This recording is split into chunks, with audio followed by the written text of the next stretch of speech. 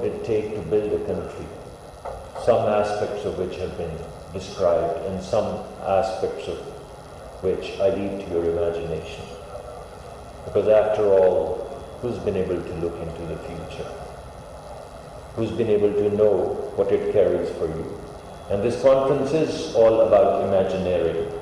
So without imagination, you would not be able to develop the contours of a country called Pakistan 2047.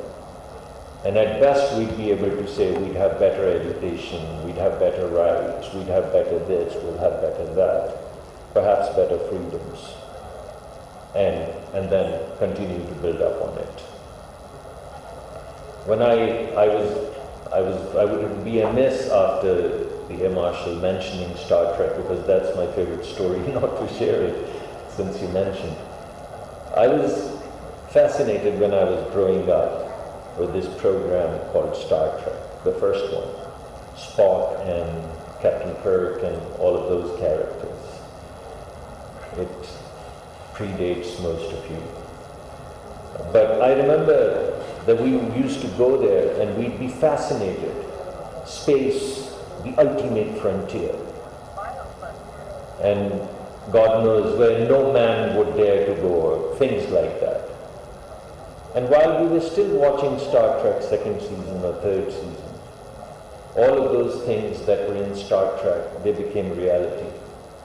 That's the power of Imagineering, or the power of imagination.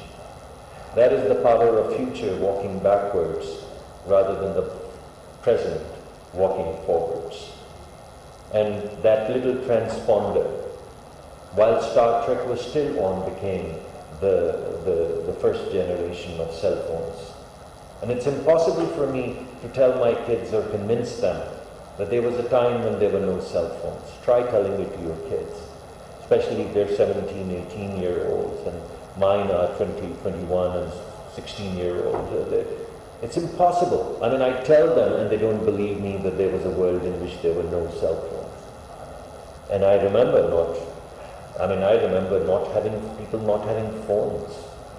I remember, aunties from the neighborhood coming to one's house because you had a phone. And people would call and say, "Ji, aapki call aa rahi hai, thodi der mein phone karenge, neighborhood se bula de." And this auntie would come stumbling for that phone, ki mera phone aa raha hai. And it was fantastic. And see how fast the world has changed. It was just the power of imagination.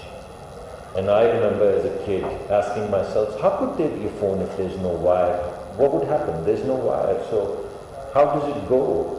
And where would it go? And then it went all over. Now when I walk into the room, my nephew, my children, they're playing very crazy, very violent games with kids in Denmark. How do you even connect? I didn't even know where Denmark was. And how did you connect with these kids in Denmark? And what are you guys talking about with these little headphones and, yeah, kill him. How did all this, he's behind you. How did all this happen? It's all power of imagination. And that's what we need to celebrate the most. And if you remember that little food generator, where they would go and press a button and coffee would come out, that became microwave. And space, the ultimate frontier. Now for $1 million you can take space tours, actual commercial space tours. I mean, there are people who fund campaigns by more than $1 million. So people in Pakistan, many people in Pakistan, can now take commercial and visits to space for fun, for vacation, for the heck of it, just for going up in the air. So much for the frontiers.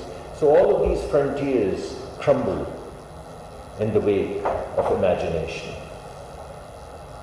As we imagine and as we articulate, we continue to break these barriers of possible, not possible.